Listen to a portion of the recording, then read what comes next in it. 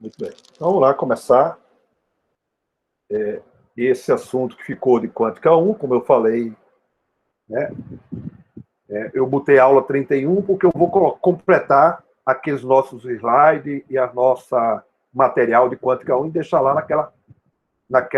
naquele endereço do texto para vocês, né? E vocês têm acesso à aula gravada, material, né? Eu vou deixar tudo lá para terminar esse capítulo 8, que terminarei o curso Quântica 1. Então, eu vou dar essa parte agora e não vou cobrar para vocês no curso Quântica 2. Bom, então, hoje a gente vai fazer, interessante que eu vou começar, né, a disciplina de Física Geral 2, mas já comentei, e eu geralmente começo com oscilação. E eu falei para eles que o problema do oscilador harmônico é uma das coisas mais importantes da física, né, que ela descreve muitos sistemas que a gente vai ver, né, quando escrito de uma roupagem nova, que a gente chama de segunda quantização. Né? O nome segunda, certamente, porque tem a primeira, e a primeira quantização é como a gente fez resolvendo a equação de Schrödinger. Né? Então, a equação de Schrödinger seria o que a gente chama a primeira quantização. Né? Bom, então, o nosso problema, nosso protótipo de sistema que a gente vai resolver, esse seria o sumário, tentativa de falar isso, eu vou ter só os tópicos aí. Eu primeiro vou falar do oscilador clássico, só para a gente ter a visão geral do que a gente vai ter. O oscilador quântico, né, segundo a primeira quantização.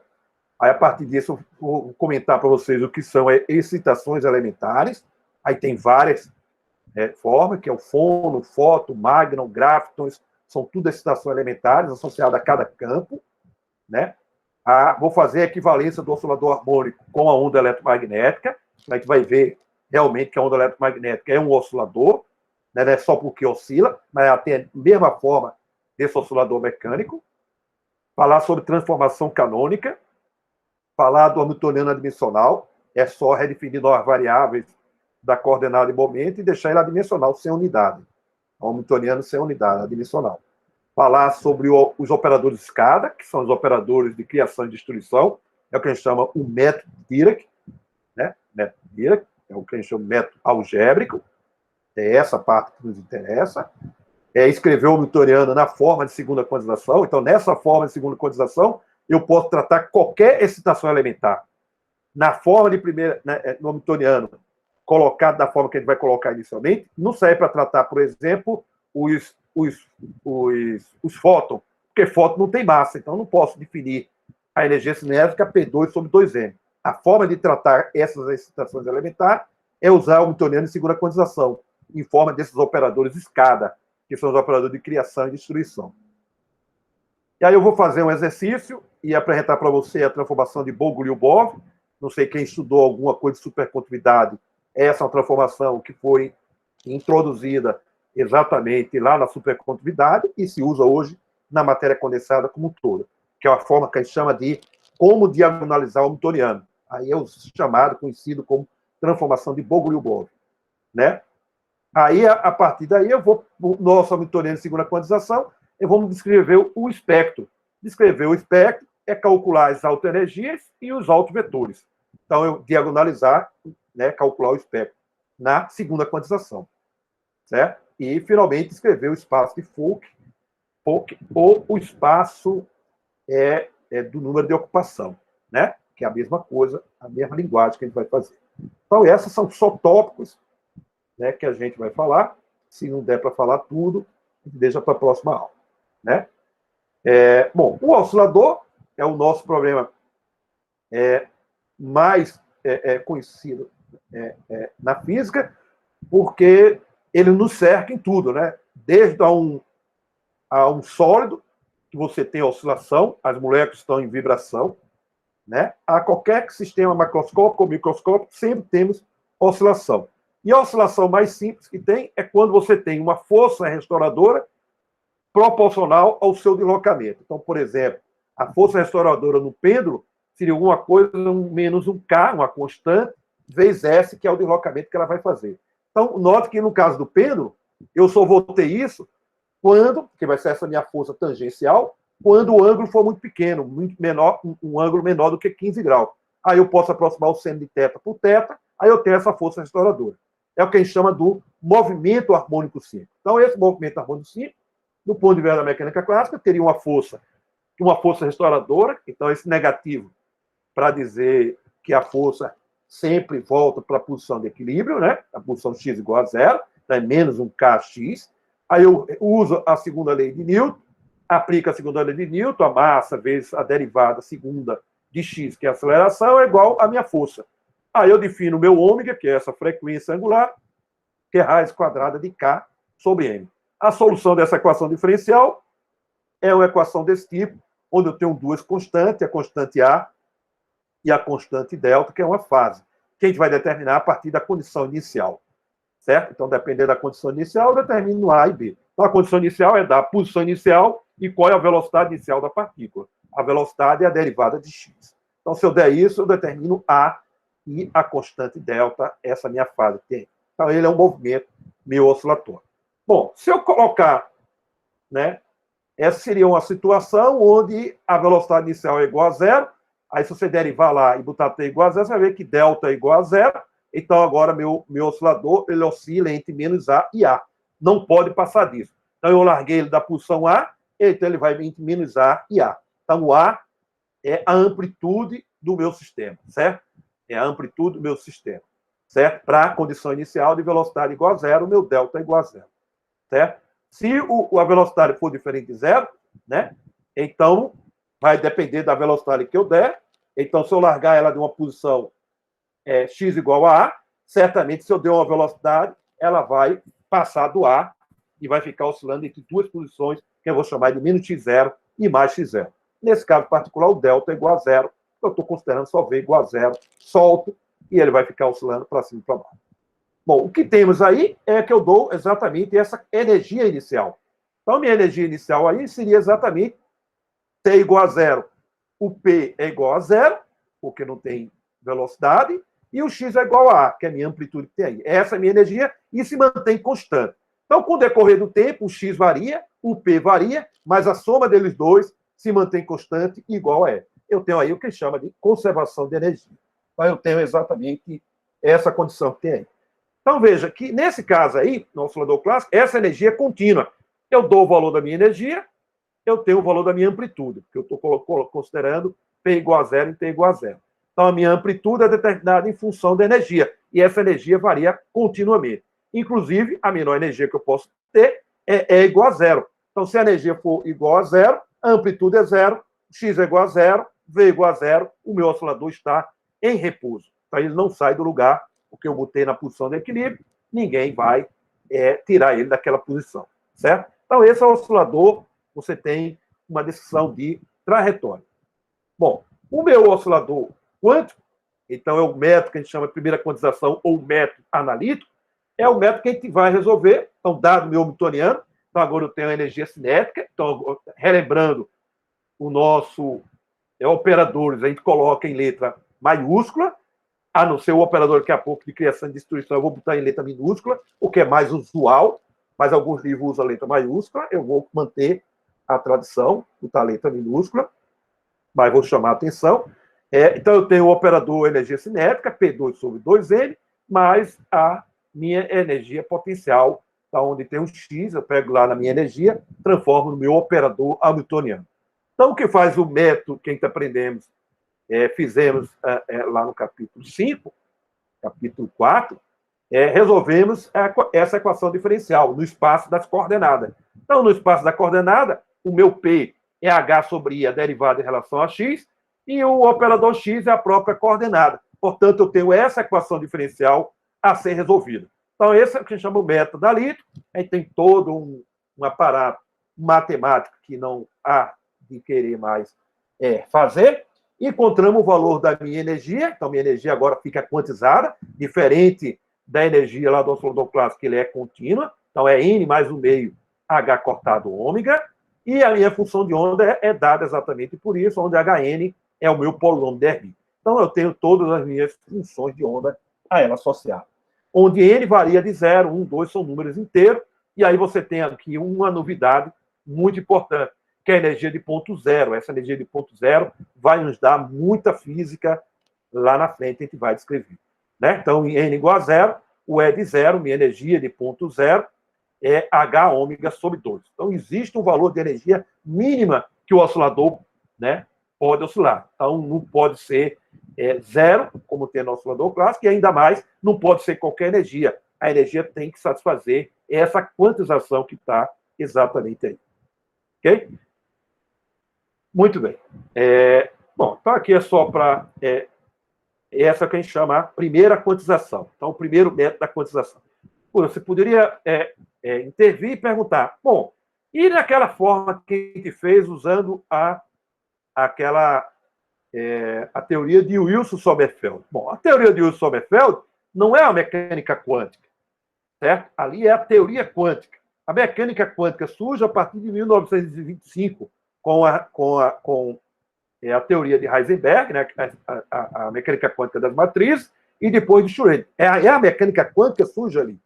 Aquela mecânica quântica, que a gente pode chamar a velha mecânica quântica, na verdade é a teoria quântica para tentar entender os átomos e as moléculas que foi proposto aquele tratamento semiclássico. E lá naquele tratamento, não é um tratamento correto, porque a energia de ponto zero é zero que está lá. A gente quantizou, né, o oscilador harmônico usando a teoria de Wilson-Sommerfeld. Isso dá NH cotado ômega. Não tem esse 1,5, e esse termo de 1,5 tem grande importância na física.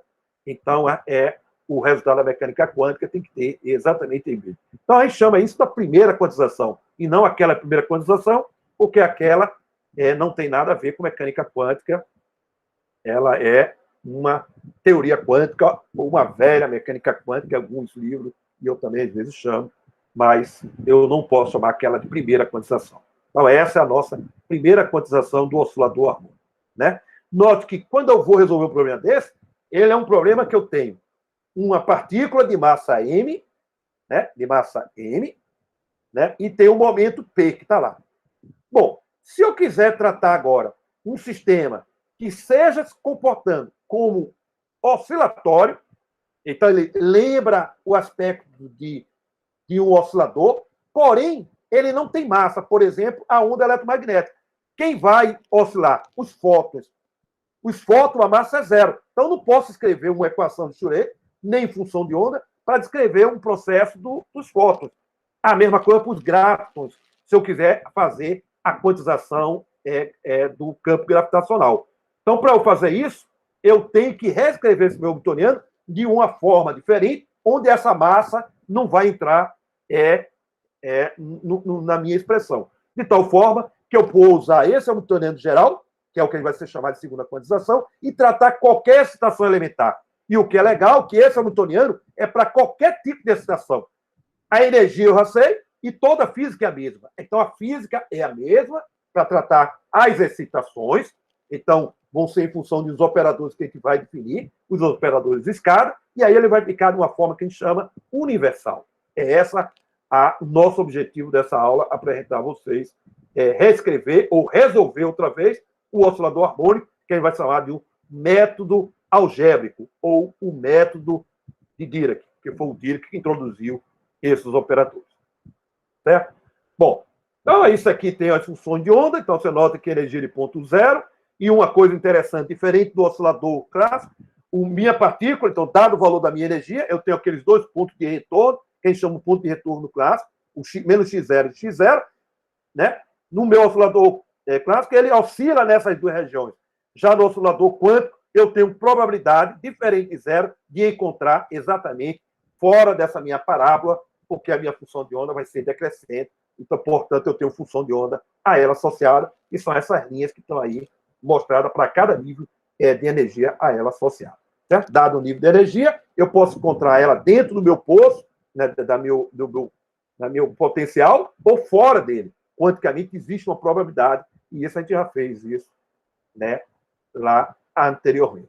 Bom, então essa é a nossa primeira quantização. Então, o que a gente vai querer fazer, exatamente construir, dado um sistema geral, tenha massa ou não tenha massa, eu tenho um Hamiltoniano aplicado em φ de n, isso vai dar n vezes o φ de n. Esse meu Hamiltoniano, ele vai descrever um sistema oscilatório.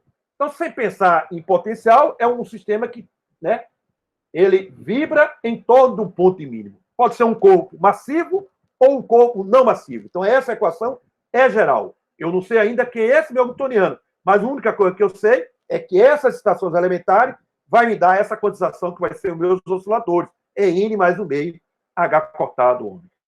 Certo? Então, as estações elementares que a gente tem na natureza são várias. Tudo que ele oscila, eu aproximo como oscilador. Não o oscilador que eu vou colocar massa, mas esse hamiltoniano que a gente vai descobrir daqui a pouco. Quem é esse hamiltoniano que a gente vai tratar, que a gente chama da segunda quantização. Os altos valores dele vai dar esse. Eu vou provar também que vai dar N mais 1/2 H cortado ômega. E isso foi obtido anteriormente, resolvendo aquela equação de Schrödinger usando as condições de contorno. Aqui a gente não vai fazer nada disso, a gente vai tratar isso, que a gente chama um método algébrico. Certo? As excitações elementares são tipos de sistemas que você tem na natureza, onde aquele H ômega é o que a gente chama um quanto de energia. Então, note que essas energias elas vão aumentando nesses quantos de energia, que é a menor quantidade. Então, ela aumenta, né, de H ômega, H cortado, ômega é o quanto de energia. Onde esse ômega é a vibração, né, da minha excitação. Então, para cada excitação, esse quanto recebe um nome. A cada excitação, né, a cada tipo de excitação, esse H ômega recebe um nome. E esse nome, por exemplo, a vibração na rede. Então, se você agora pegar a rede e quantizar, né, e a quantização dele, numa primeira aproximação, porque certamente tem termos não harmônicos, porque se eu tivesse termo não harmônico, como é que eu ia propagar calor? Então, em primeira aproximação, o meu termo, a minha vibração, que a gente chama harmônica, eu tenho aquela equação para resolver, e o quanto de energia H ômega chama de fono. Então, o fono, então o ômega agora, está associada com a frequência de vibração das minhas moléculas no meu sólido. E o quanto dele recebe o nome de fono. Né? O outro é a onda eletromagnética. Então, a vibração da onda eletromagnética, ômega, será a frequência regular da minha onda eletromagnética, e o quanto, agora eu vou quantizar o campo eletromagnético, é o que chama de fóton. Então, a luz, a energia ela é quantizada, né, exatamente dessa forma que está lá em cima. Existe a energia de ponto zero, que é muito importante para descrever muitos fenômenos. Um deles é o efeito Casimir. Deve ser exatamente a energia de ponto zero. Então, o vácuo, então essa energia de ponto zero, também chamada energia do vácuo, ela vai ser importante para descrever alguns fenômenos chamados, por exemplo, o efeito Casimir, que são duas placas que se atraem, ela totalmente descarregada. Isso deve ao efeito puramente quântico, certo? Então, o fóton, né, é o quanto da vibração da rede. Se você tiver um sistema de spins, então pega o sistema ferromagnético, está todo mundo para cima dos spins, se você botar um pouquinho de temperatura, os spins ficam precessionando, essa é a visão clássica, não a visão quântica. Então, a visão quântica seria mudança de estado, sai de um estado S, vai para o estado S-1, S-1, e fica nesses estados variando, né? Isso é o que a gente chama uma onda de spin. Então, o sistema ferromagnético, os spins têm essa propriedade, se mede experimentalmente, tem tudo bem estabelecido. E o quanto a ela associada, então, ômega é essa frequência, é a relação de dispersão dos magnos, que é o quanto de energia das ondas de spins. Né? Na gravidade, então, se você quiser quantizar a gravidade, então a quantização da gravidade, o quanto dela associado é o graviton, onde ômega é exatamente a frequência angular dessa onda gravitacional. E aí você tem tantos, como falava o Sérgio Rezende, tantos on quanto vocês quiserem. Você pode pegar o plasma, né, um mar de carga positiva e negativa, e aquilo fica vibrando.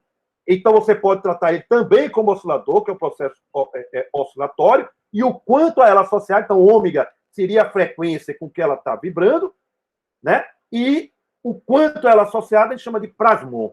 E aí tem tantos, isso tudo que a gente chama de excitações elementares na matéria ou na natureza, de uma forma geral. Certo? Então, essa é o que a gente quer. Uma coisa universal, um hamiltoniano que vai descrever qualquer um desses sistemas. Certo? Qualquer um desses sistemas. Então, de tal forma que eu preciso resolver uma equação daquele tipo lá em cima, e a única coisa que eu preciso agora é encontrar uma forma de escrever o meu hamiltoniano H que não envolva massa, porque se eu quiser tratar de fóton, o meu hamiltoniano não pode entrar a massa do fóton, que a massa do fóton é igual a zero. Assim como o gráviton também não tem. Certo? Então, é essa nossa meta que a gente vai fazer aqui.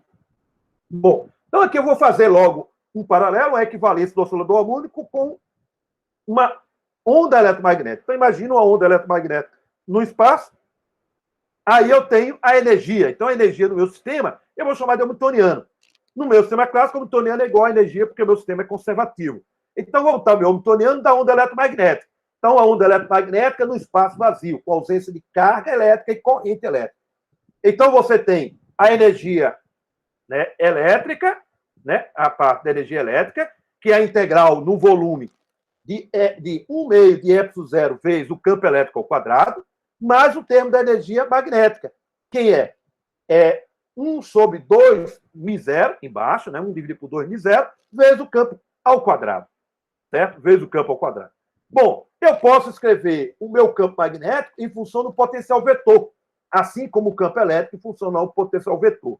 E aí usar um certo calibre, o calibre de Coulomb, e aí eu posso reescrever tudinho em função do meu, tudo em função do meu potencial vetor. Isso eu não vou fazer essas contas, mas isso é fácil provar, que aí eu reescrevo o hamiltoniano da onda eletromagnética nessa forma que exatamente que está aí.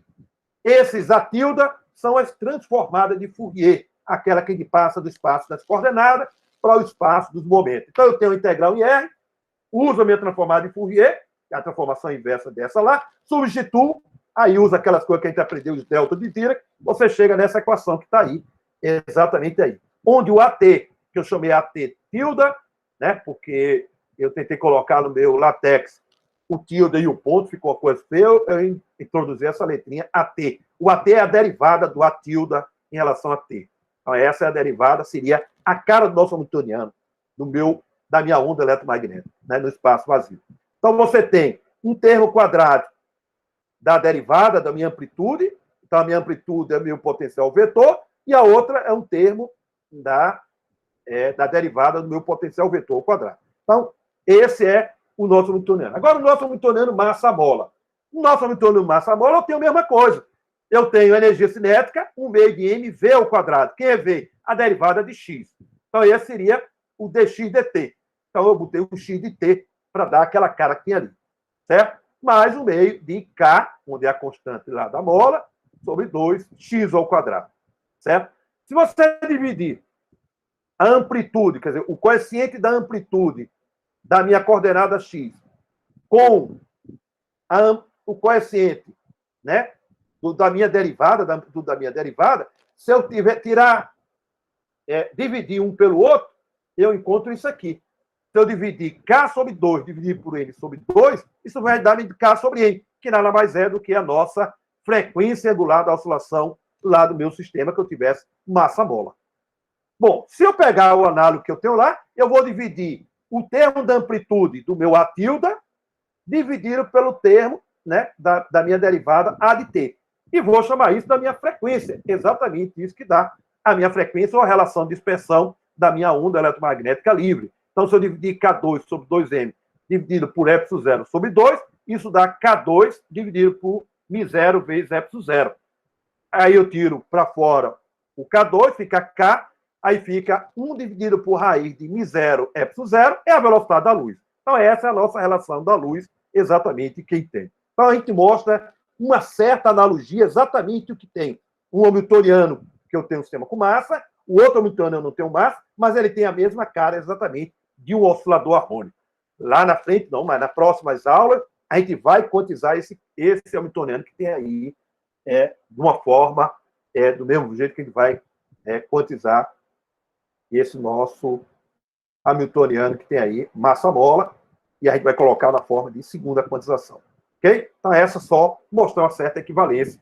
O que eu tenho na onda eletromagnética nada mais é um conjunto infinito de osciladores. Que é aquela soma, que é aquela integral em K, para todos os valores de K, eu faço essas integrais. Então, portanto, eu tenho um conjunto infinito de osciladores, né? Cada um com a dada frequência ômega de K, que é K vezes C. Ok? Então, essa é a nossa equivalência. Muito útil para a gente fazer. Bom, então vamos é transformar essa linguagem que a gente faz em segunda condição, é deixar o nosso hamiltoniano numa forma quadrática. Bom, o nome talvez não seja ainda apropriado, mas eu coloquei porque isso faz parte do nosso tópico, e a gente vai querer transformar aquelas coordenadas x e p e colocar em função de novos operadores, né, de novos operadores, e ele vai ficar numa forma quadrática. E essa forma quadrática vocês vão entender o que é que ela vai significar daqui a pouco, certo? Bom, quando a gente faz uma transformação, eu transformo x e p em novas variáveis, não pode ser assim tão bagunçado, quer dizer, não pode ser livre essa transformação. Essa transformação tem que satisfazer alguns critérios. É o que a gente chama de uma transformação canônica. Na mecânica clássica, o que é que eu faço? Eu tenho uma coordenada, momento, né, e coordenada, então Q e P, e eu transformo ela para uma nova variável Q grande e P grande. Ou, de uma forma geral, lá na mecânica clássica, que vocês aprenderem em mecânica 2, eu tenho isso aqui. Eu tenho duas variáveis, né, duas grandezas, A e B, que dependem de Q e P. Q pequeno e P. Aí eu transformo ela. Então, agora eu transformei ela, porque agora eu tenho uma transformação do Q grande e P grande em função de Q e P pequeno. Quando eu faço isso, eu transformo ela para uma nova variável A tilde e B tilde. Né? Bom, esse Q grande e P grande pode ser qualquer uma matemática, mas para física ela não pode ser qualquer. Ela tem que ser de tal forma que ela tem que manter invariante, esse Q e P, as equações de Hamilton. Né? Eu tenho que manter invariante, porque eu não posso mudar o que a gente chama a dinâmica da minha partícula. Eu simplesmente mudei a forma do meu hamiltoniano, mas a dinâmica é a mesma. Então eu tenho que eu chamo isso de uma transformação canônica. É essa que nos interessa de manter invariante as equações de Hamilton. Certo? A condição necessária e suficiente para isso acontecer é que o cochete de Poisson seja invariante.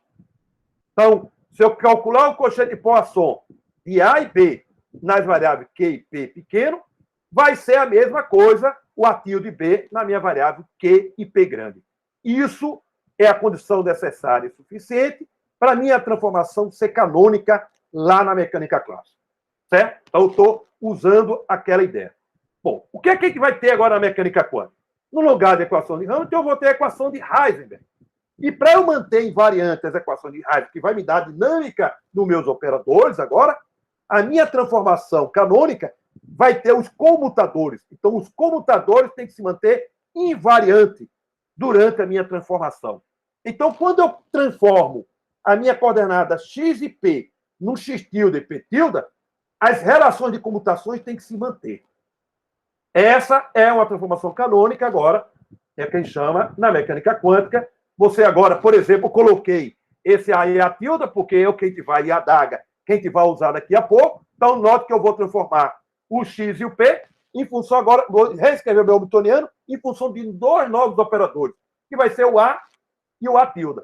Bom, quem é esses dois operadores? Eu vou descobrir. A gente vai descobrir quem é isso aí. Mas ele tem que ser tal que eu tenho lá nas coordenadas de momento, eu sei que o X e o P, o comutador dela é IH cortado. Então, para ela ser uma transformação canônica, o A e o A tilde, ela não pode dar um operador, ela tem que dar exatamente uma constante, que pode ser IH cortado. Não precisa ser necessariamente IH cortado. Pode ser qualquer valor. O resultado que a gente for fazer vai depender dessa constante. Importante que seja uma constante, não um operador. Se fosse uma constante vezes operador, isso não é uma transformação canônica. Né? Então, a transformação canônica, ela não pode, tem que manter invariante exatamente isso. Né? Tudo bem? Então, é essa coisa que a gente tem que estar em mente agora para fazer uma transformação. Transformação canônica mantém invariante exatamente as minhas relações de comutação. Essa constante que eu vou colocar aí não precisa ser necessariamente, né, o meu I e H cortado. Certo? Porque são dois operadores diferentes. Não é um X tilde e P tilde que eu vou fazer. Certo? Então, se eu botar o X e o X tilde, eu vou botar em função dos meus operadores. Se eu colocar lá, também continua IH cortado. Então, agora, meus novos operadores, elas vão dar uma constante, que pode ser IH cortado, ou qualquer valor que você quiser, o resultado que a gente vai fazer a quantização não vai depender dessa constante.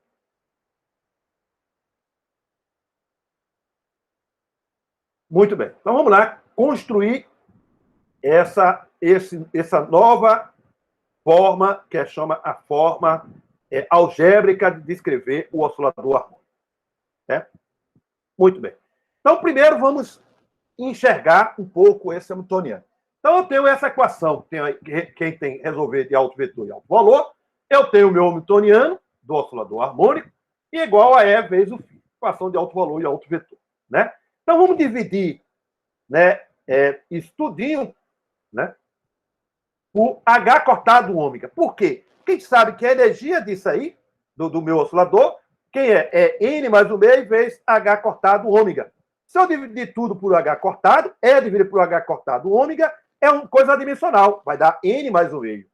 Então, note que no lado direito é uma coisa adimensional. Quando eu dividir, eu tenho que dividir tudo por H cortado ômega. Quando eu dividir por H cortado ômega, tudo que vai estar ali em parente no lado esquerdo também é adimensional. Também é adimensional. Certo? Então, eu estou deixando as coisas de uma forma adimensional. Aí você pode redefinir o P tilde, que está ali, ó, né, que é aquele P dividido por raiz quadrada em H cortado, e o X tilde, baseado que está lá naquela equação, é essa expressão que tem aí. E chamar de um epsilon, essa minha energia adimensional, é sobre H cortado ômega. Então, você reescreve a sua equação, né, de Schrödinger para você estar resolvendo, é exatamente isso que tem aí. Então, você tem um meio de P tilde ao quadrado mais X tilde ao quadrado. Ficado φ daí. Então, veja, o que eu tenho lá no meu sistema oscilatório são equações desse tipo. Note que eu tirei a massa, aí de tal forma que qualquer hamiltoniano que você tiver descrevendo um sistema físico, tiver essa cara, ele é um oscilador harmônico. E como ele é um oscilador harmônico, eu sei qual vai ser a minha energia.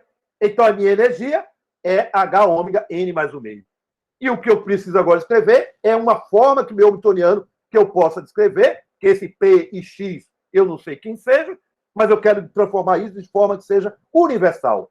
O P e o X pode ser coordenado em momento, mas pode ser lá no campo eletromagnético, a amplitude do meu potencial vetor e a amplitude potencial da derivada do potencial vetor. Então, cada um tem uma característica. Eu quero deixar esse lado esquerdo, esse meu hamiltoniano, uma forma universal. E que qualquer sistema, o hamiltoniano vai ser o mesmo. Aí eu não vou me preocupar quem é esse P e X, porque esse P e X não vai ter mais sentido daqui para frente. Então, a gente vai deixar ela de uma forma extremamente universal.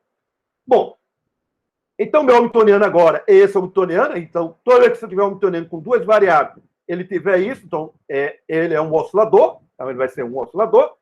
E você pode notar, então, você tem esse hamiltoniano aplicado a φ da E, o meu H, né, eu voltando para o que eu tenho antes, é multiplicar por H ômega, e o meu epsilon é o N mais o meio. É a solução dessa equação de Schrödinger que tem aí. Certo? Então, esse seria um oscilador sem massa, então não precisa se preocupar com a massa. Então, tendo duas grandezas desse tipo, você tem a cara de um oscilador harmônico, e essa tem essa solução. Certo? Mas aí eu ainda vou trabalhar com esse P e X. Bom, se o P tilde e o X tilde, né, ele fosse grandezas que não fosse operador, eu poderia fazer isso. Né? Eu poderia definir um ômega, um P tilde mais X tilde, de tal forma que P ao quadrado, né? P ao quadrado mais X ao quadrado poderia fazer como fosse esse produto entre duas variáveis que a gente aprende em números complexos. Essa interrogação eu coloquei para quê? Para dizer que essa igualdade não é verdade. Por quê? Porque P e X são operadores. Eles não comutam entre si. Por ele não comutar entre si, essa igualdade não é verdadeira. Então, eu não posso pegar aquele P tilde ao quadrado mais X ao quadrado, né, e dizer que ele é um ômega multiplicado por um ômega d'H. Por quê? Porque o P e o X não comutam. Então, vocês podem provar, né, que X e o P, né, X tilde e P tilde, o comutador dele dá I. Portanto, não vale essa relação que tem aí. Então, essa é uma tentativa de querer construir o meu hamiltoniano, e a forma que está aí ainda não dá para deixar ele numa forma em função de novos operadores que eu vou chamar de um homem que eu vou chamar de A e a tilde, e a daga, certo? Então, vamos definir. Então, o método... Professor? Opa, pode falar. Por exemplo, agora o Hamiltoniano ele ficou independente da massa, né? Aí que está... Só que o momento, se a massa for zero no momento, lá no operador momento, não vai dar uma... Não, que aí veja, esse P e X tilde pode ser qualquer variável. Não, eu estou falando do momento lá, né? Exemplo, não, doutor, massa, tá bom. Para massa não, beleza. Zero, né? Não, tá. Eu não posso pegar, eu descrever a dinâmica de um problema massa-mole e botar massa zero. Não posso. Mas esse mesmo sistema oscilatório, eu posso descrever o fóton. Mas eu não posso colocar em função da massa, porque a massa do fóton é zero. Então, escrever o hamiltoniano dessa forma, que não tem massa, serve para qualquer sistema que tenha massa ou não tenha massa. Entendeu? Porque ele é geral, esse hamiltoniano. É um sistema com massa, massivo ou não massivo. Se a massa for zero, vale. Se a massa for diferente de zero, também vale. Então, essa é uma forma que a gente vai explorar daqui para frente para escrever e não depender da massa. Pois é, tipo, mas lá no outro hamiltoniano, a gente não poderia usar a equivalência massa-energia para tirar aquela massa do fóton e colocar a energia equivalente? Não, porque a massa do fóton é zero. Pois mas não tem uma equivalência energia-massa? Tem. A energia, aí bota a massa igual a zero, a energia é igual a PC. Pois é. A energia do fóton. Só tira um momento. O fóton tem momento, não tem massa. Uma coisa é ter momento, outra coisa é ter massa. Nota que ele tem momento, mas não tem inércia. Né? Então, note que o fóton ele gera pressão na parede. Por quê? Porque ele transmite momento. Se eu transmito momento, eu vou ter pressão de parede. É o que chama pressão de radiação. Mas eu não tenho massa. Não preciso ter massa para ter o momento. Então, o momento do fóton, né, a gente sabe que é H dividido por lambda, né? Uhum, ou HK, H cortado K. Então, esse hamiltoniano aí é para um sistema que tem massa ou não tem massa. Se não tiver massa, é um oscilador. Se tiver massa, também é um oscilador. Desde que tenha esses dois termos que tem aí. É quadrado. É essa a cara do meu oscilador harmônico. Entendeu? É essa a cara do oscilador harmônico. Entendi. Certo? Aí, o que eu estou querendo mostrar para vocês é que eu não posso pegar aquilo e fatorar dessa forma. Porque o P e X, eles são operadores. Eles não comutam entre si. Então, eu não posso fatorar, aí eu não consegui escrever ele de uma forma de um ômega a ômega daga. E seria exatamente, a gente resolveria o nosso problema. Né? Então, não conseguimos ainda, certo? Vamos ver como fazer. Então, o Dirac fez isso, né? Lá, quando ele começou a quantizar a onda eletromagnética, ele resolveu os operadores que a gente chama A e a daga, vamos chamar o operador de destruição e criação. É o que chama o método de Dirac ou o método algébrico. Então, o método algébrico o que é? É descrever a mecânica quântica, resolver o espectro e calcular os autovetores sem resolver equações de Schrödinger. Certo? A gente não vai resolver equações de Schrödinger, a gente vai resolver usando matrizes. Então, portanto, matriz, eu vou diagonalizar matrizes. É por isso que a gente chama o método algébrico, e não o método analítico, como a gente resolveu lá na equação de Schrödinger. Certo? Então, vamos lá construir essa nossa transformação canônica. Então, tem que prestar bem atenção como é que a gente vai construir. Então, eu fiz no meu material uma forma bem diferente, de como construir, Talvez ninguém fez assim, mas é uma forma que eu enxergo de uma forma didática para tentar entender e ver que não é uma coisa que surgiu assim da cabeça do Dirac, e temos aqui a seguinte. Então, vamos escrever o X e o P como função de A e a daga. Então, e também eu tenho a transformação inversa. Então, eu vou primeiro encontrar o A. Então, eu vou definir o meu A como uma combinação linear de X e P. Certo? Então, o meu A é alfa. Alfa e beta são números reais. Então, alfa vezes o operador X mais I, beta, B, P. E o adaga é tomar o adaga. Então, X e P são hermitianos, mas o operador A não são hermitianos. Nota que tem o A e o adaga, eles são diferentes, não são operadores hermitianos. Então, note que o A, que é esse operador que ele está criando, não é um observável físico. Ele não é um observável físico. Ele é uma variável de um operador para eu reescrever o meu X e P. Né? É o que ele chama exatamente a segunda quantização em função desses dois operadores. Quem é alfa e beta? Exatamente nosso objetivo. Vamos descobrir quem é esse alfa e beta na nossa transformação. Note que eu posso calcular também aí o X e o P. Se eu somar as duas equações, então vai ficar A mais adaga, aí vai ficar alfa X mais alfa X, dá 2 alfa X. E aquele I beta cancela com menos I beta. Aí eu tiro o valor de X. Se eu subtrair um menos o outro, eu tiro o valor de P. Então eu posso encontrar a transformação inversa. Né? Então eu encontro X e P em função de A e adaga. Ok? Muito bem. Então, vamos calcular o comutador de X com P. Então, condição 1. A condição 1 é que a minha transformação tem que ser canônica. Certo? A minha transformação tem que ser canônica. Né? Para isso, o comutador de A com adaga tem que ser igual a uma constante. É essa a ideia da condição 1 que a gente vai ter para alfa e beta. Então, dessa condição, a gente vai encontrar uma relação entre alfa e beta.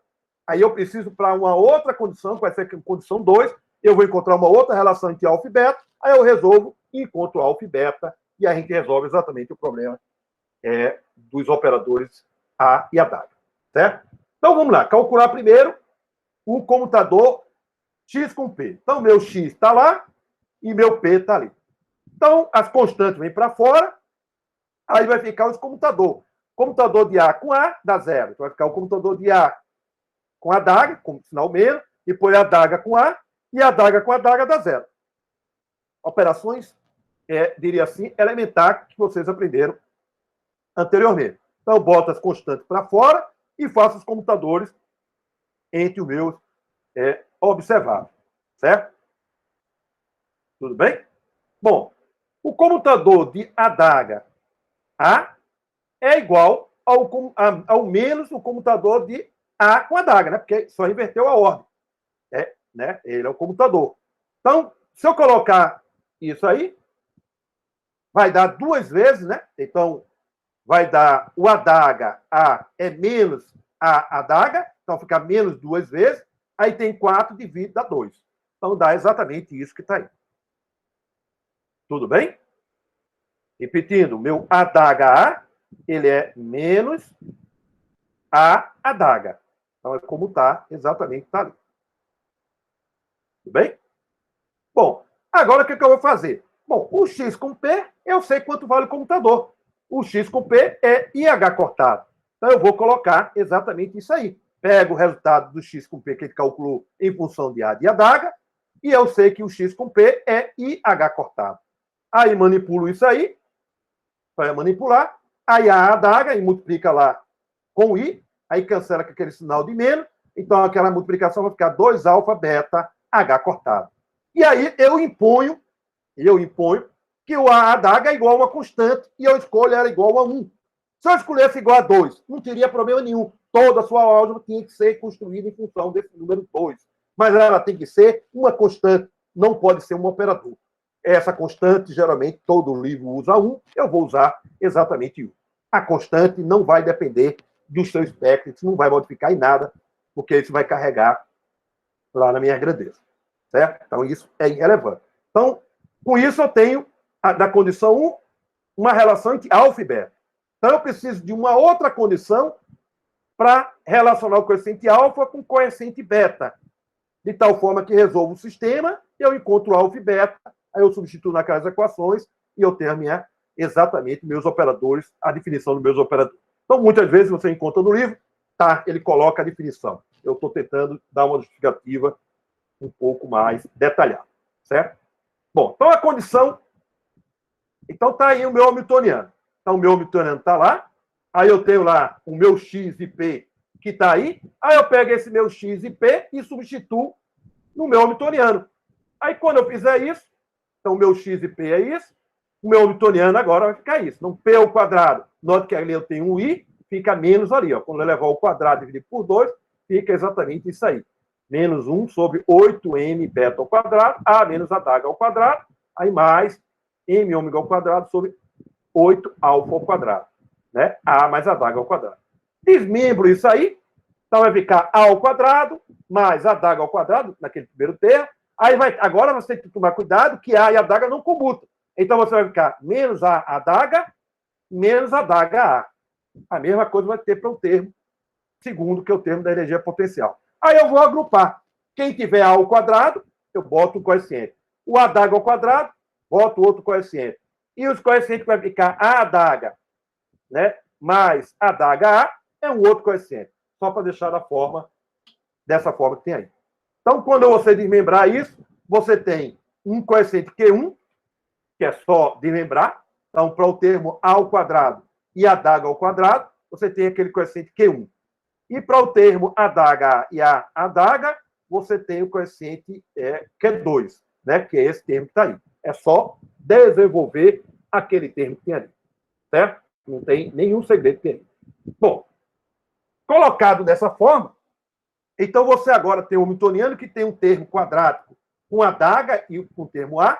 Esse é o termo que a gente chama não quadrático na linguagem da mecânica quântica. A forma que a gente quer o nosso hamiltoniano é que ele fique na forma quadrática, que é o segundo termo dessa forma. É isso que a gente chama de diagonalizar o hamiltoniano em segunda quantização. É deixar o nosso hamiltoniano nessa forma do segundo termo. Então, note que o primeiro termo é o termo indesejado, mas sendo que alfa e beta são dois coeficientes arbitrários. Arbitrário do ponto de vista que a única coisa que eu exijo é aquela que essa é uma transformação canônica. E agora eu vou botar uma condição que ela seja um hamiltoniano quadrático, para eu diagonalizar o nosso hamiltoniano. Então, para eu fazer isso, o que é que eu faço? O meu coeficiente Q1 é igual a zero. Essa é a condição 2 que eu vou usar. Então, a condição 2 é exatamente essa. Boto Q1 igual a zero. Então, está lá o Q1, boto igual a zero. Aí eu encontro a relação entre alfa e beta. Né? Então, eu tenho mais essa relação que tem aí. Então, eu tenho da condição 1 da transformação canônica, eu encontrei uma relação entre alfa e beta. E a outra condição, para deixar a forma quadrática, que é essa forma que está num termo segundo que está ali, eu exijo que o meu coeficiente Q1 seja igual a zero. De tal forma que eu encontro aí uma relação entre alfa e beta. Certo? Portanto, agora eu tenho duas equações. Então, minha transformação canônica agora, ela exige que o A adaga tenha essa relação de comutação. Portanto, eu encontro a relação entre alfa e beta. E na segunda condição, eu tenho essa outra relação. Resolvo esse sistema com duas equações, encontro alfa e beta. Encontro alfa e beta. Né? Encontrado alfa e beta, eu substituo lá na nossa equação do A, né? E encontro exatamente, né? Ou em função do x e p, ou em função de x tilde e p tilde, que a gente definiu anteriormente, que está aí, relembrado aí o p tilde e x tilde. Né? Então, aí agora eu tenho meu A e a adaga. Esses são meus operadores exatamente em segunda quantização. Também eu posso transformar a inversa, encontro x tilde, né, e p tilde, ou encontro x e p, como queira, em função de A e a tilde. Né? Então, agora você veja que eu posso pegar esse operador x e p, substituir lá na minha equação. Então, na equação que eu tenho agora é aqui. Né? Então, agora eu pego o meu alfa e beta, que acabamos de calcular, substitui aí onde tem o Q2. Aí eu boto onde tem Q2 o valor de alfa e beta, que vai tornar isso quadrático. Aí, quando eu substituir, a gente vai ficar com o nosso hamiltoniano diagonalizado. Então, eu tenho Q1, né? Essa forma, eu só estou repetindo. Aí, se você substituir o valor de alfa e beta, que é aquela forma que a gente quer, né? Que ela seja canônica e diagonalizado. Então, se você substituir alfa e beta, que a gente acabamos de calcular, nesses coeficientes Q1 e Q2, Q1 vai dar zero, e Q2, depois de fazer algumas manipulações, você tem o seu hamiltoniano, que a gente chama em segunda quantização. É aí que está exatamente a universalidade. Esse é o nosso hamiltoniano que descreve qualquer sistema oscilatório.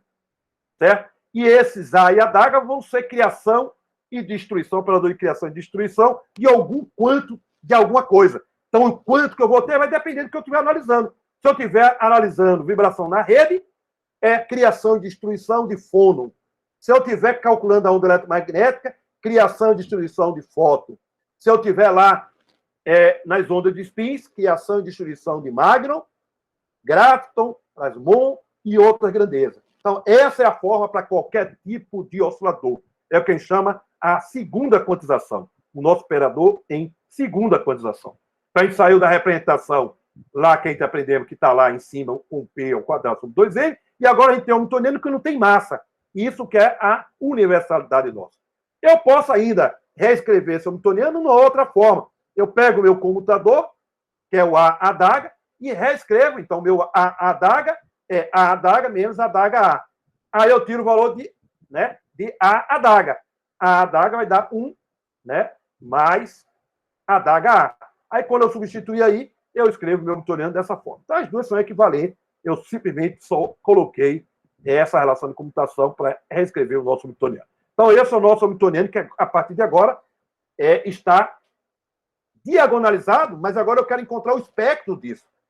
Está diagonalizado, porque essa é a forma que a gente vai descrever o nosso sistema.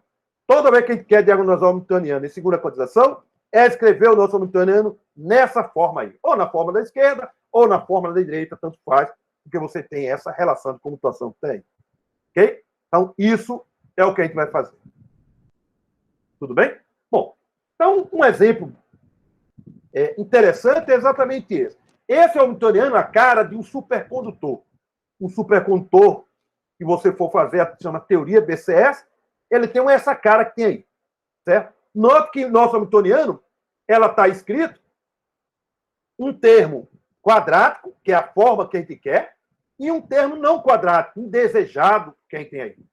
Então, o exemplo é, vamos reescrever o A e o B em função de novos operadores, de tal forma a diagonalizar o meu hamiltoniano. O que é diagonalizar o meu hamiltoniano? É transformar em B d'H B mais B d'H. É isso que é diagonalizar. Então, a gente vai encontrar exatamente uma transformação para diagonalizar aquele hamiltoniano. Essa transformação é chamada de transformação de Bogoliubov. Não tem, só o nome é bonito, mas não tem nada de espanto entre elas. É a mesma transformação que a gente fez antes. O que é que a gente vai fazer? A gente vai pegar, dizer que A e B, né, que B e B d'H, ele é escrito em função de uma combinação linear, né, combinação linear de A e adaga, onde U e V são reais.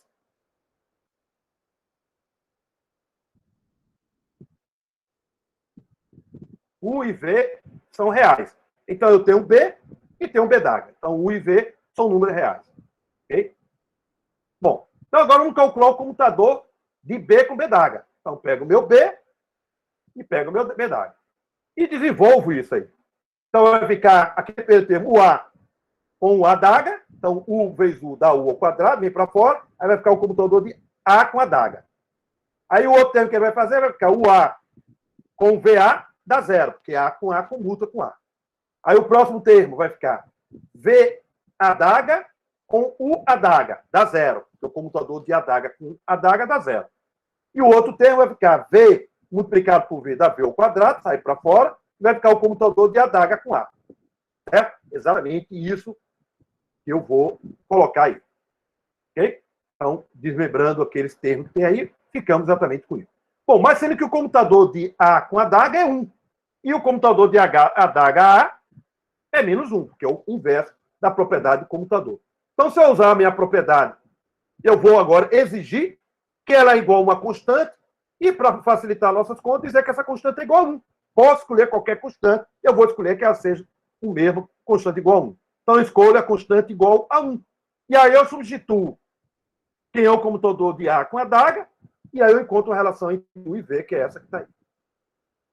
Certo? Então, A adaga é 1, então a adaga com A dá menos 1. Então, eu tenho uma relação que U ao quadrado menos V ao quadrado é igual a 1. Então, essa é a primeira relação que a gente tem encontrado. Então, a primeira relação que é manter, né, ser uma transformação canônica. Certo? Uma transformação canônica. Bom, a segunda parte que a gente vai fazer agora é pegar agora, reescrever A e a adaga em função de B e B d'H, fazer a transformação inversa. Então é só fazer essa brincadeirinha aí, dá para encontrar o A e a adaga, usando junto com essa relação que está aí, aí você encontra A e a adaga. Aí o que é que você vai fazer? Substituir lá no hamiltoniano. Quando você substituir no hamiltoniano, vai fazer umas continhas. E aí o que é que você vai querer? Exigir que ele seja quadrático. Aí você vai ver que vai encontrar uma outra relação entre U e V. Certo? Então, o próximo passo que a gente vai fazer. Então, dado meu hamiltoniano, né? Dado meu hamiltoniano, eu tenho a relação entre de B, agora eu posso encontrar a transformação inversa. Né? Então, fazer a transformação inversa, né? Para encontrar isso, eu preciso desse U ao quadrado menos V ao quadrado, usando essa relação, eu encontro a relação entre A e a adaga. Certo? Então, A é UB menos V, B daga, e a adaga é UB daga menos V. Tá, depois eu checo essa conta. Depois você cheque. Né? Eu acredito que tem um sinal mais aí, em algum local.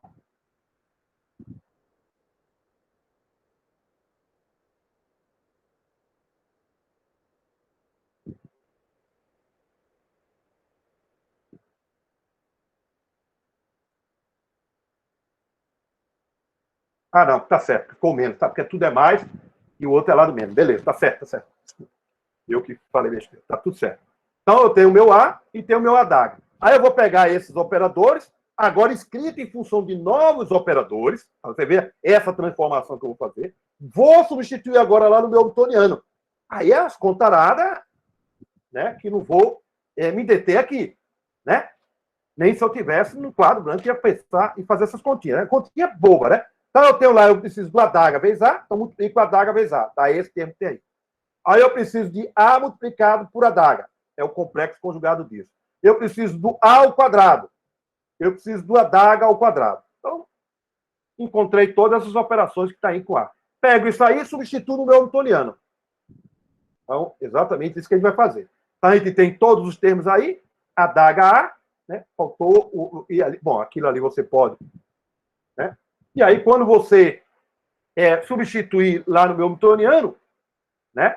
Você substituir lá no meu hamiltoniano, você vai ficar com esse resultado que tem aí. 1 é 0, mais um epsilon, né? Epsilon B daga B, diagonalizado, mais o termo desejado, esse epsilon 2, que é o termo não diagonal. É o termo não diagonal. Esse epsilon 0 e epsilon 1, epsilon 2, eu tenho a expressão. Né? Aí eu, veja, U ao quadrado menos V ao quadrado igual a 1, lembra aquela relação trigonométrica cosseno com seno. Então, eu vou redefinir o meu U igual a cosseno de θ e meu V seno de θ. Então, vai tudo em função agora de um θ que eu preciso calcular. Então, esse θ que eu preciso calcular, que vai satisfazer essa relação que está aí. Certo? Cosseno ao quadrado menos seno ao quadrado é igual a 1. Então, esse epsilon 0, epsilon 1 e epsilon 2 são esses coeficientes que tem aí. Certo? Então, o epsilon 0 tem isso, epsilon 1 dá isso, epsilon 2 faz isso. Né? Recomendo que vocês, em casa, façam essas passagens matemáticas. É importante vocês fazerem. Se um dia vocês fizerem uma disciplina de muitos corpos, vocês vão ver isso. E se vocês tiverem feito agora a primeira vez, vocês vão fazer a teoria BCS facilmente. Que é exatamente essas contas que estão aí da teoria BCS. Né? É diagonalizar o nosso hamiltoniano. Então, veja, o que, é que a gente vai fazer agora? A gente quer deixar o hamiltoniano diagonalizado. Então, quem está deixando o meu termo não quadrado é aquele último termo que está lá. Aí, o que, é que eu vou exigir? Epsilon 2 igual a 0. É exatamente o que fez nesse instante. Então, eu tenho o meu hamiltoniano, eu sei que o B daga dá isso, o epsilon, eu vou agora diagonalizar, então eu vou fazer o epsilon 2 igual a 0. O meu epsilon 2 é essa expressão, eu encontro o valor de θ. Então, tangente de 2θ é 2 delta sobre H cortado 1. Então, significa o quê? Para esse valor de θ, eu diagonalizo o meu hamiltoniano. Exatamente esse valor de θ que vai diagonalizar o nosso hamiltoniano. Então, diagonalizar o nosso hamiltoniano é epsilon 2 igual a 0. E o epsilon 1? Aí eu vou pegar essa relação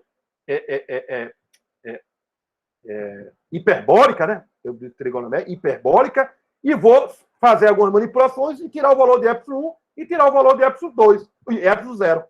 É só isso, a manipulação é simples. Então, colocando a minha tangente de θ, de 2θ, substituo lá em epsilon 0 na minha relação trigonométrica, no epsilon 1 também eu faço as mesmas operações. Feito alguma conta, eu diagonalizei o nosso hamiltoniano, é esse o objetivo exatamente do que a gente queria. Então, diagonalizou o nosso hamiltoniano, tem ali o meu coeficiente F, e esse é o oscilador harmônico, exatamente como faz. Então, eu transformei de uma variável A que não estava na forma do meu oscilador harmônico, né, diagonalizado, para um oscilador harmônico que é diagonalizado. Qual o espectro de energia desse? H, né? Então, veja, H ômega, que está lá agora é o eta, vai ficar N mais o meio. Então, eta, N mais o meio. Não H ômega, e sim agora esse termo de energia, esse eta que está aí, proporcional. Certo? Então, agora é exatamente isso que você. Bom, vocês devem fazer esse mesmo problema que está na lista. Então, esse problema vocês repassam. Então, exatamente, é um problema semelhante a esse, é quase igual. Então, é um problema da lista. Vocês pegam, vão lá e façam esse problema. Porque aí vocês vão aprender a diagonalizar o Newtoniano em segunda quantização. Então, esse é um dos problemas que vocês têm para fazer lá na lista. Né? O outro problema é um problema também semelhante, sendo que a transformação que você vai usar é essa transformação aí, ó, é de um deslocamento. Né? Então, você vai chamar agora o meu B como A menos um beta. Certo? De tal forma que você vai determinar o seu beta de tal forma para deixar ele diagonalizado.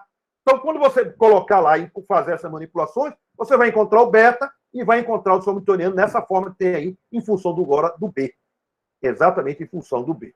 Certo? Então, é exatamente isso que vocês vão fazer para encontrar o meu Newtoniano nessa forma diagonal. Então, tem dois problemas lá que eu estou colocando aí para vocês, que vocês devem, eu sugiro que vocês façam, porque, baseado no que a gente acabamos de fazer, vocês são capazes de fazer esses dois problemas em segunda quantização. Ok? Muito bem. Vamos dar 10 minutos aí para beber uma água, para a gente dar um intervalo para a gente dar uma relaxada, né? Já tem 1 hora de aula, né? Aí 10 minutos, a gente volta 5h15. Tudo bem? Beleza. Beleza? A gente dá uma relaxada. Ok, passa. Já tô tonto aqui. Já está tonto, né? Vai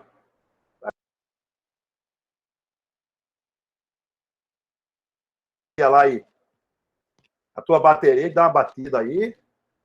Vou comer um cuscuz aqui rapidinho. Olha aí, não vai ligar a câmera não, fazer inveja. Vamos lá, pessoal.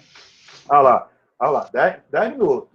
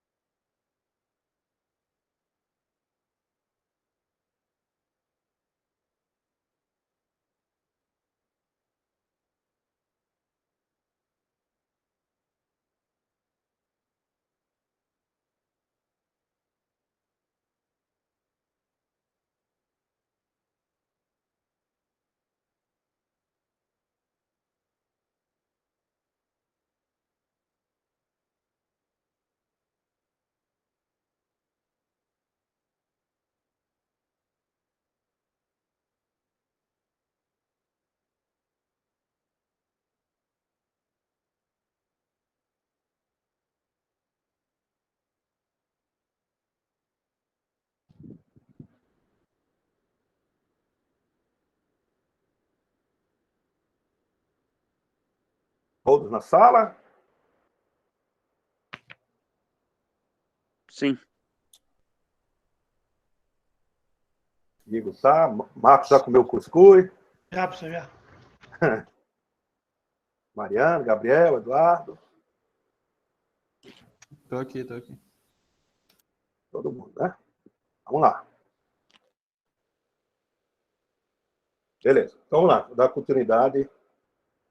Bom, então agora aprendemos a diagonalizar o Hamiltoniano, ver como a gente coloca na forma quadrática. Agora vamos calcular, né, o espectro, então, os altos valores do meu Hamiltoniano.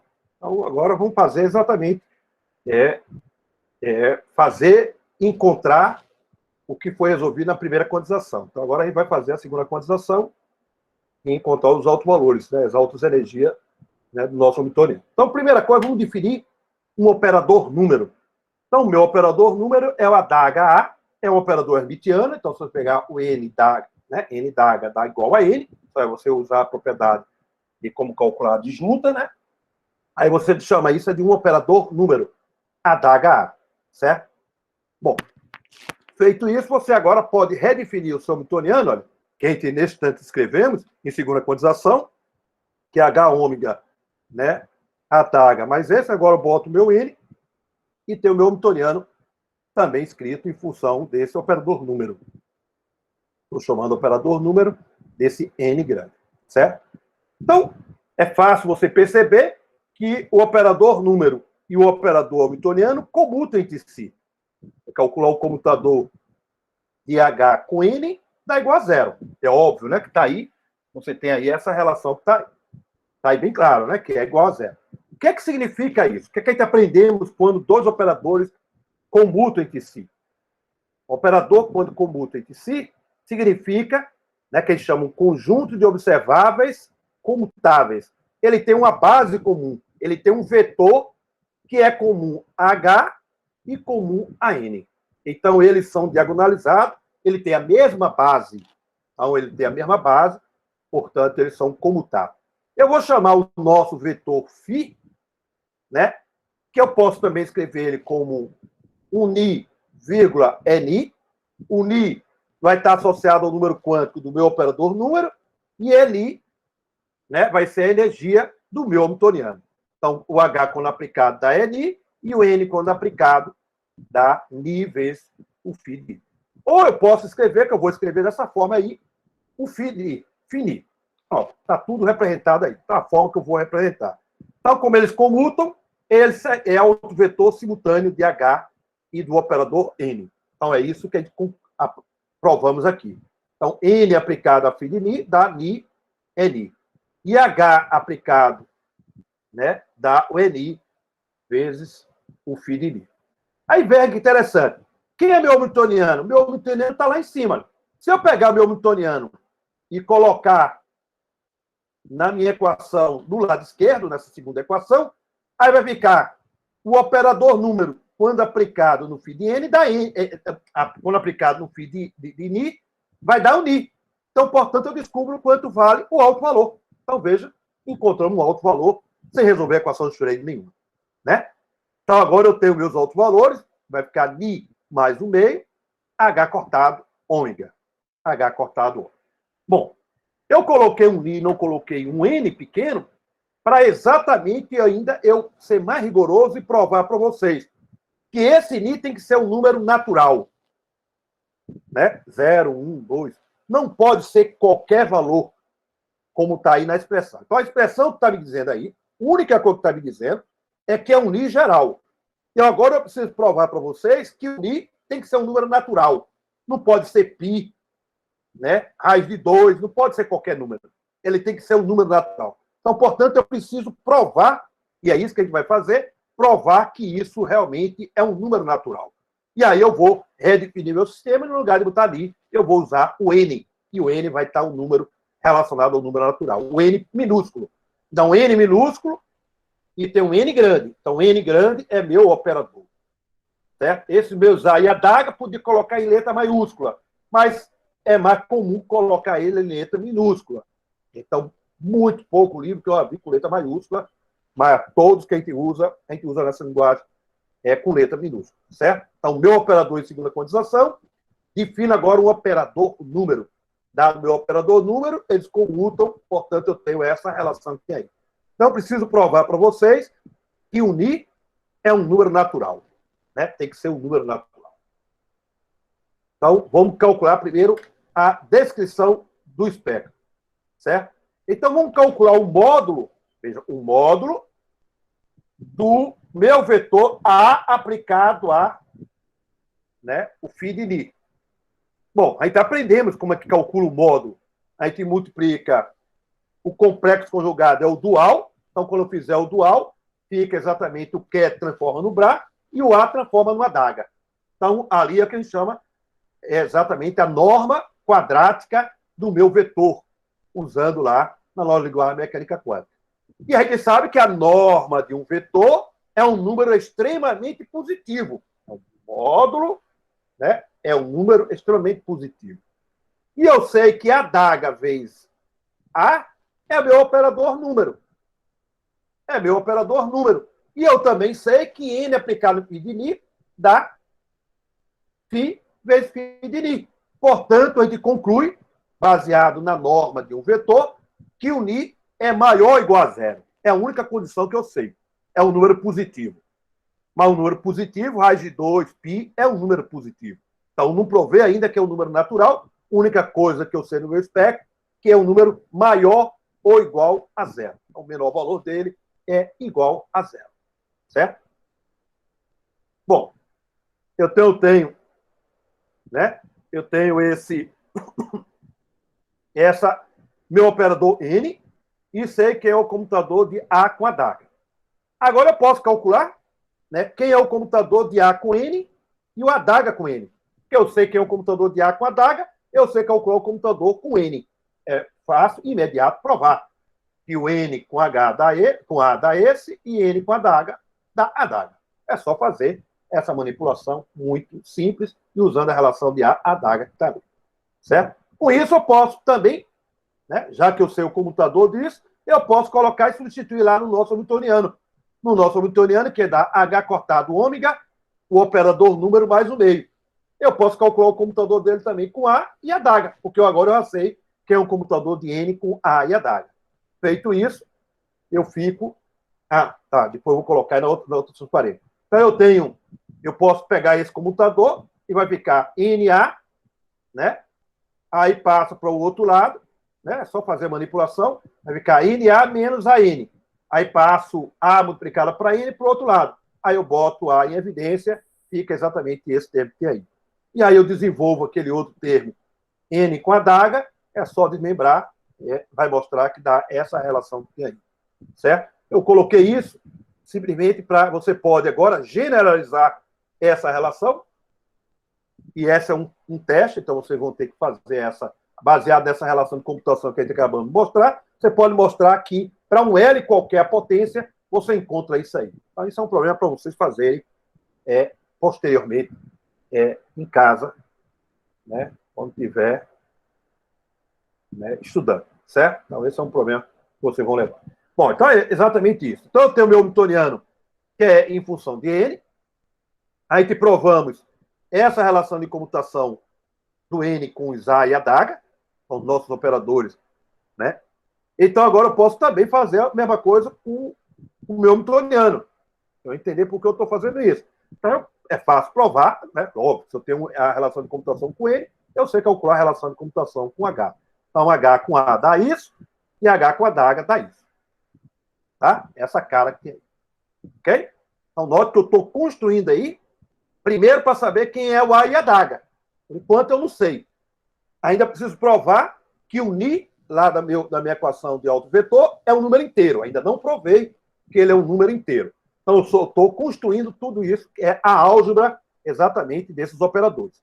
Certo? Eu estou construindo para vocês. Certo? Bom, então vamos pegar essa primeira relação, que a gente acabamos de mostrar para vocês, e aplicar ambos os lados, né? Aplicar um vetor, né? Φ-Ni. Então, quando aplicar o Φ-Ni, dá essa relação. Desmembro o meu comutador de H com A, que é H vezes A menos A vezes H. Né? A vezes H. Ok? Aí eu tenho, no primeiro termo, vai ficar AHA vezes φ de Ni menos AH vezes φ de Ni. Sendo que H aplicado a φ de Ni é o E de Ni. Vocês se lembram lá? H aplicado a φ de Ni é E de Ni. Então, de tal forma que o segundo termo lá do primeiro membro vai ficar menos A E de Ni. E de Ni é um número. Então, agora eu passo para o segundo membro e eu encontro essa relação que tem aí. Certo? Então, vai ficar H aplicado no vetor A φ de Ni vai ser igual. Aí o E de Ni passou para o outro lado, eu coloquei em evidência o A φ de Ni. Né? Aí vai ficar E Ni menos H cortado ômega. Que conclusão a gente chega? A conclusão que a gente chega é que A aplicado em φ de Ni também é um autovetor de H, cujo alto valor é Ni menos H cortado ômega. É essa a conclusão que a gente está chegando desse resultado que tem aí.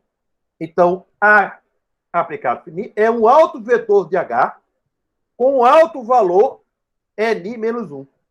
Você diminuiu de um quanto de energia. Então, aquela minha energia é Ni mais 1,5, H cortado ômega. Então, se eu fizer Ni menos 1, é a mesma coisa de E de Ni menos H cortado ômega. Certo? Tudo bem? Então, vocês já estão percebendo que o A, quando aplica no φ de Ni, para ele dar um Ni menos 1, ele está me dizendo que o A, quando aplicado no φ de Ni, vai dar um vetor proporcional ao φ de Ni menos 1. O que vai dar energia é de Ni menos 1. Né? Então, eu estou notando que esse operador A é o que a gente chama de operador destruição. Ele vai sair do número quântico Ni e vai baixar para o número quântico Ni menos 1. Porque é exatamente essa equação que está me dando essa informação. Okay? Vamos fazer a mesma coisa com A, né? H com adaga. Mesma coisa. Então, eu tenho essa relação que a gente, nesse instante, colocamos. Aplica a mesma coisa, ambos membros no φ, desmembro o comutador. Mesma coisa que a gente fez antes. Então, tem essa relação. Mais uma vez, H aplicado ao Ni, eu sei quanto vale, e aí eu fico com essa equação que está aí. Né? Então, eu tenho agora H aplicado no vetor adaga φ de Ni vai ser igual E de Ni mais H cortado ômega, aplicado nesse vetor adaga φ de Ni. Que conclusão a gente chega? Que H, né? H daga aplicado ao φ de Ni é um autovetor de H, porque ele é autovetor, tá? A equação de autovetores ali. É um autovetor de H, cujo outro valor é o E de Ni mais 1. Ele fez subir um quanto de energia. Né? Então, você nota que o meu operador A, adaga, quando atua no φ de Ni, vai passar para um vetor proporcional a φ de Ni mais 1. Ele subiu um quanto de energia. Então, você tem o operador A, o operador destruição. O que é que ele destrói? Ele destrói quanto de energia. Então, por exemplo, que quanto de energia? Se for lá vibração na rede, ele destrói fônon. Se for na onda eletromagnética, ele destrói fóton. Se for lá na onda de spins, é magno. Se for lá na onda gravitacional, é graviton. E o adaga, ele cria quanto? Então, ele cria fóton, fônon, graviton ou qualquer excitação elementar. É a função desses operadores A e adaga. É exatamente esses operadores. Ok? Então, exatamente esses operadores que estão aí. Então, em resumo, o que a gente acabamos de mostrar, exatamente isso que eu falei para vocês. Então, significa que o operador A, quando atuar no φ de Ni, vai me resultar no vetor φ de Ni menos 1 proporcional. É uma relação de proporcionalidade. Porque a constante proporcional não me interessa. Só me interessa que ele vai baixar de um quanto de energia. Então, ele é aquele chamado de operador de abaixamento, ou de destruição, ou aniquilação. Vários nomes você pode usar. associada exatamente à diminuição do quanto, exatamente faço com quanto, né? Ni menos 1. Certo? E o operador adaga, quando aplicado ao φ de Ni, ele sobe. Então, a gente chama de operador criação ou levantamento, né? Ou operador levantamento. Então, quando ele aplica no φ de Ni, ele vai ser uma coisa proporcional ao φ de Ni mais 1. Então, eles são conhecidos como operadores escada, né? Porque ele vai aumentando exatamente como se fosse exatamente uma escada. Ou ele sobe, ou ele desce. É por isso que é conhecido como operadores escada. E aí eu tenho um resumo exatamente disso que eu tenho. Então, eu dado um estado, o φ de N, então note que os autovalores de H, elas só são separados de um número inteiro, ou pode ser para cima ou para baixo, de um número inteiro de H ômega, né? De H ômega. Para cima e para baixo, né? Então, ele sai de HN, vai para HN mais H ômega, depois 2H ômega. Então, é mais ou menos, pode ser para cima ou pode ser para baixo. Ele vai para cima quando eu atuo o operador adaga. Né? Quando atua o operador adaga, ele sobe. Então, a escada vai subindo. Quando eu aplico o operador A, ele desce. Então, quando eu aplicar o operador, né, ele está no estado N, vai para N-1, N-2, e assim sucessivamente. E o outro N mais 1, N mais 2, e assim sucessivamente. E com isso eu posso agora determinar qual é o menor valor. Então, note que agora eu vou baixando o estado, N. Então, imagina que eu estou no N, vou baixando, e ele vai chegar no valor mínimo. E esse valor mínimo é um número maior ou igual a zero. A única coisa que eu sei. Porque lá o meu Ni é um número maior ou igual a zero. Então, o meu mínimo também é um número maior ou igual a zero. Então, o que eu vou determinar? Qual é esse valor mínimo? Que eu vou baixar, ele vai chegar nesse valor mínimo e eu não consigo baixar mais. Esse é o menor estado que eu vou ter do meu oscilador harmônico. Então, eu vou determinar agora, provar para vocês quanto vale esse Ni mínimo. O que é que eu sei? É que quando ele chegar no Ni mínimo, né? Então, quando A aplicar no Ni mínimo, ele não consegue baixar mais. Ele vai para o Ni mínimo menos 1. Isso vai ser igual a zero. Por que tem que ser igual a zero? Porque eu não consigo baixar nesse mínimo que eu tenho aqui. Certo? Então, eu não consigo baixar. Ok? Então, eu tenho essa relação que tem aí. A aplicado no Ni mínimo vai dar igual a zero. Então, significa que esse vetor Ni mínimo menos 1 não existe. Não deve existir. Esse vetor não existe. Então, quando ele aplicar no menor valor, o resultado vai dar zero. Porque ele não consegue baixar mais o nosso sistema. Certo? Bom, agora vamos pegar aqui agora o meu operador número. Então, o operador número aplicado no Ni mínimo, então eu pego lá quem é o meu operador número, é A adaga vezes A, aplicado no meu Ni mínimo. Sendo que nesse tanto a gente já concluiu que o A aplicado no Ni mínimo dá zero. Então, esse resultado aí ó, vai dar N aplicado no Ni mínimo, na relação de alto vetor que a gente deixou subter, dá Ni mínimo vezes o φ de mínimo. E o A aplicado no Ni mínimo, que está lá em cima, dá zero. Dá zero. Conclusão, o Ni mínimo é igual a zero. Então, o menor valor que eu posso baixar é zero. Então, esse é o estado de menor energia, ou o estado fundamental, ou que vai ser chamado estado de vácuo. Então, o Ni mínimo é igual a zero. E a gente vai chamar, esse é o estado mais baixo que eu tenho no meu valor de Ni. Certo? Bom, então aqui eu tenho o estado de vácuo, aqui eu tenho energia do estado vácuo, que é um resultado de uma energia extremamente importante, essa energia do estado vácuo, certo? Então a gente vai futuramente analisar. E aqui tem um comentário que eu chamo a atenção, é que a linguagem que a gente vai usar é o meu estado zero, aquele não é um vetor nulo, certo? Aquilo é a representação, para a gente usar Ni mínimo, a gente chama de zero, mas não é o vetor nulo. Ele é um vetor que está me dizendo que é o estado fundamental ou estado de vácuo do meu oscilador harmônico. Certo? O módulo dele é igual a 1. Certo? Então, ele não é o operador nulo como a gente aprendemos e, às vezes, colocamos assim. Então, tem que tomar cuidado para não confundir ele com o operador número. Ou com o operador nulo. Operador nulo.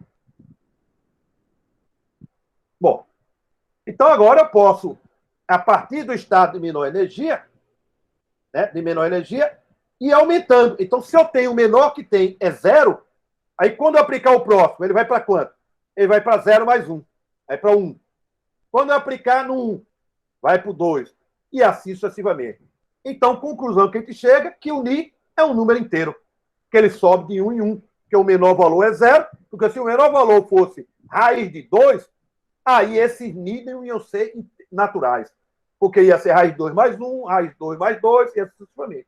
Como o menor valor foi 0, ele vai subindo de 1 em 1 unidade. Porque o meu operador adaga faz subir de 1 em unidade de um ponto de energia.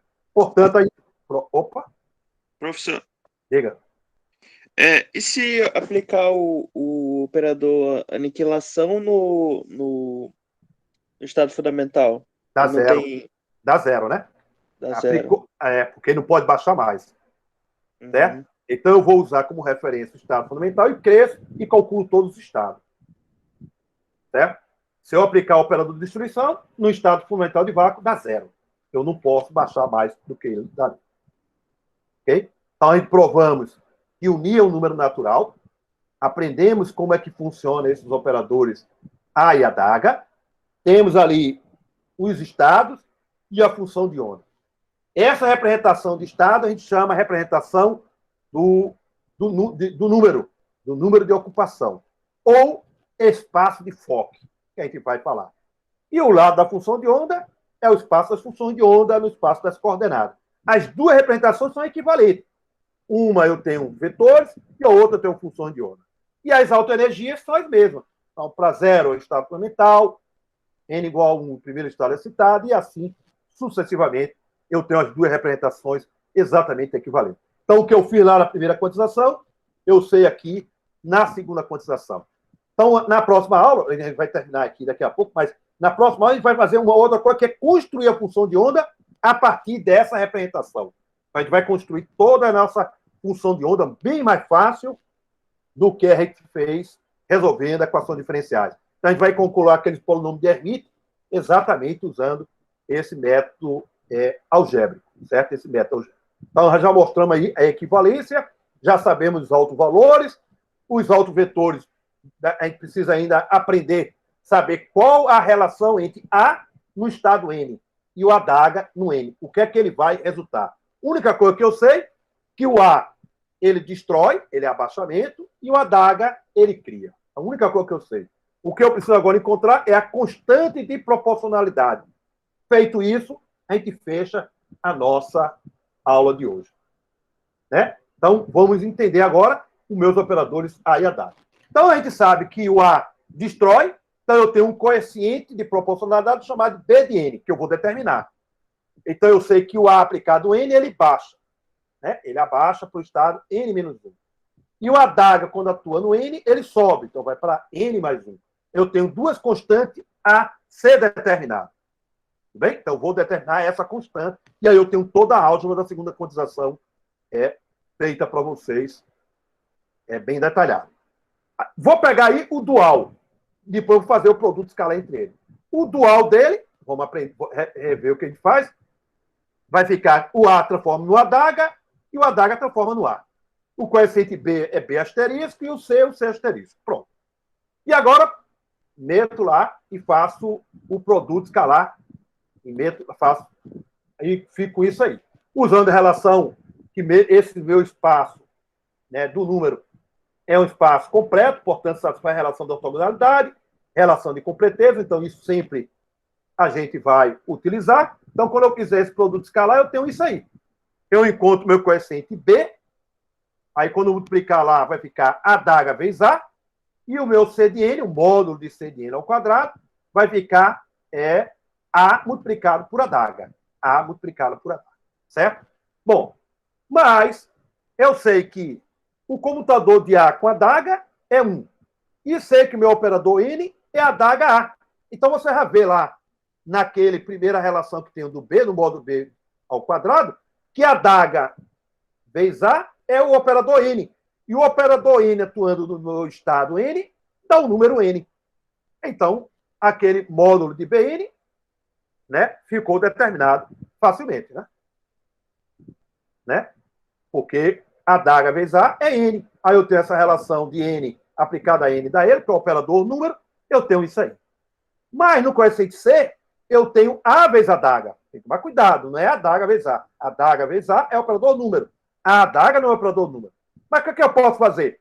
Bom, eu tenho relação de computação de A com adaga. Então, A, o computador vai ficar A multiplicado por adaga menos adaga A. Então, portanto, A multiplicado por adaga vai ficar 1 mais o operador número, que é adaga A. Certo? Aí agora eu posso fazer essa atuação e eu encontro o coeficiente C. Coeficiente C. Certo? Então, note que esse B, esse é o módulo dele ao quadrado. Então, meu B vai ser uma fase arbitrária, que isso não tem valor nenhum, raiz de N. O C de N vai ser exponencial de uma fase, também não tem significado nenhum, não serve para nada, raiz de N mais 1. Então, eu escolho essas duas fases igual a zero, porque elas são irrelevantes na nossa física. Certo? De tal forma que eu encontrei exatamente a nossa representação. Né? Então, é o que a gente chama a representação no espaço número, que é o espaço dos N, ou o espaço de Fock. Então, agora a gente aprendemos todas esse linguajar. Então, o resumo do que a gente aprendemos é o estado número é representado por N, nesse ket N, e eu tenho, né, essa regra, essa definição, N aplicado no φ, né, desse N, dá N vezes o vetor N. Né? O meu hamiltoniano, né, exatamente resulta nisso. Então, meus autovalores estão exatamente aí.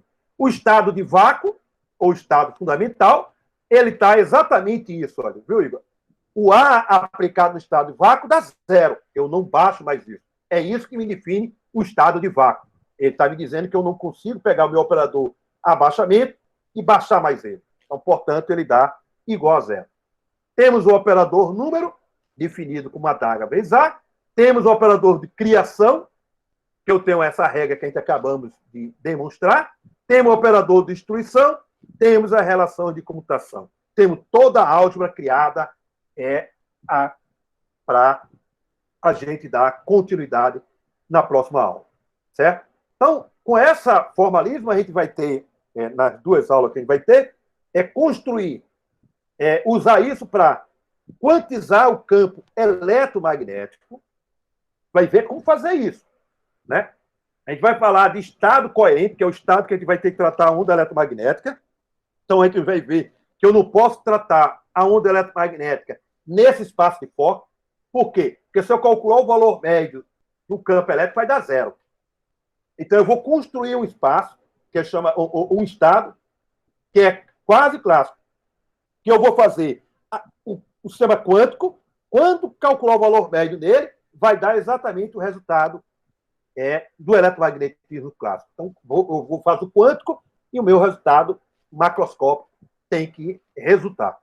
E é isso que a gente vai fazer uso na próxima aula. Né? Só para mostrar para vocês, esse é um problema do exame unificado 2007. Então, dado aí o hamiltoniano, e ele coloca uma perturbação H1, que é B, uma coeficiente B, x a quarto. X a quarto. E bota esse nesse H0, onde H0 é o meu hamiltoniano que não tem aquela perturbação. É o nosso oscilador harmônico. É o nosso oscilador harmônico. Aí a letra A, ele diz assim, ó, expresse H1 em termos dos operadores A e adaga.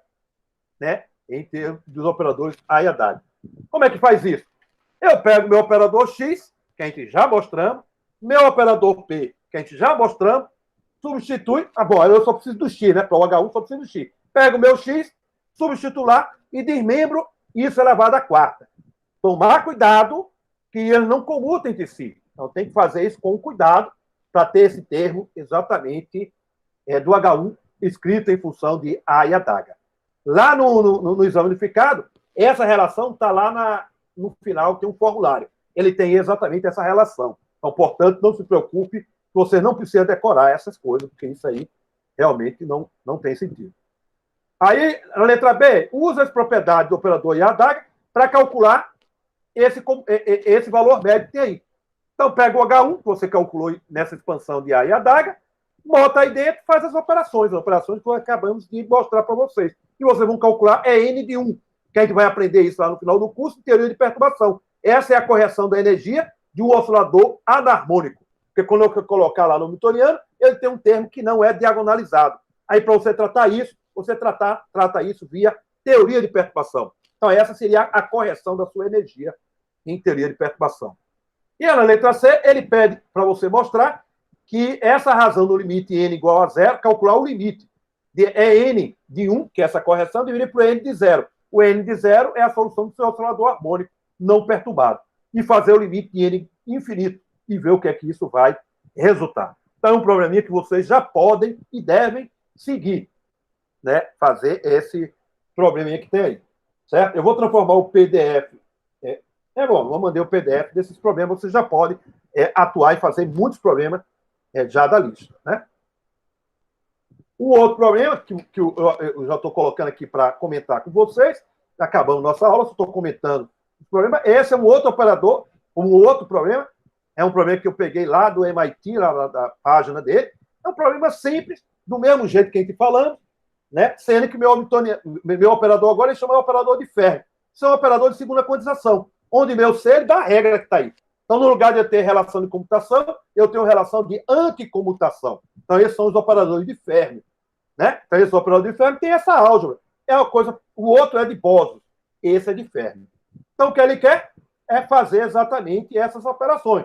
Né? Aí é só você seguir o roteiro que a gente fez para o nosso anterior, né? Fazer exatamente para isso aí. Então, você vai conseguir mostrar todos esses itens que estão aí. Né? Então, esse é um problema da lista. Esse é um problema também na lista, também possível fazer, sendo que agora você tem uma onda eletromagnética e você tem exatamente os fonos. Né? Essa agora você tem um acoplamento, né, do spin, né, o spin com o fono. Então você vê que é o último termo que tem ali. Então o primeiro termo é o termo do fono, o segundo termo é o termo do spin, ou às vezes ele chama o estado, que é mais ou menos um meio, né, que é o estado do spin de 2 níveis. Então você tem o que a gente chama uma cavidade, uma onda eletromagnética, que é esse termo de fono, né, com um sistema de 2 níveis, que é esses operadores sigma que estão aí. Ok? Então, de tal forma que você tem esse hamiltoniano aí, e a ideia é diagonalizar esse hamiltoniano. E você mostrar que vai dar esse resultado que tem aí. Então, se vocês procurarem na internet, isso aí tem solução feita, está feito aí na internet. E é bom que vocês olhem. Esse é um trabalho que pouca gente sabe fazer, né? Mas vocês vão aprender a fazer. E esse é assunto que a gente chama de ótica quântica. Bom, então, vamos parar por aqui, né? Com esses comentários só dos problemas. E na próxima aula, a gente vai dar continuidade. Então, a gente mais 2 aulas, a gente termina o material que eu passei para vocês. Eu vou, final de semana, terminar de digitar o resto, né? E aí, com isso, a gente